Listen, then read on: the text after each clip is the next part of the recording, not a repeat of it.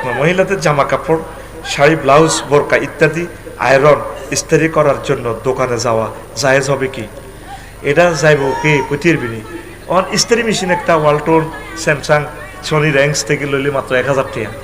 ভাবিরটা ভাবিয়ে করব, কারণ অনেক মহিলারা মাসাসিরা আগে ফর্দা করতো, এই যে রিক্সার মধ্যে বইতো দেন, রিক্সা করা দিত, ঠিক না? কাপড়গুলা তারা বাইরে রোদে দিত না। প্লাজো একটা আগে এ দৈনা সবুজের বউ কত মোটা প্লাজো রোদে দিছে বা আরাম। এবার যুবকেরা এটা দিয়ে কল্পনার সাগরে ভেসে চলে। ভাবির প্লাজো যদি এত মোটা হয়, ভাবির পাও মোবারক যদি কত মোটা। কল্পনায় কল্পনা নিয়ে যায়, কল্পনা, ঠিক না? খবরদার ইস্তারি করাল্লাই চাইও, দেওয়ারেরা যাইও না। হ্যাঁ, দেখতে এটা ইস্তারি করাটাও ঠিক না। দেখছেন আলেমের সন্তান, ওনার দেহে আলেমের আল্লাহর ওলির রক্ত, তো কথাই মানহাজে আসে। আল্লাহু আকবার।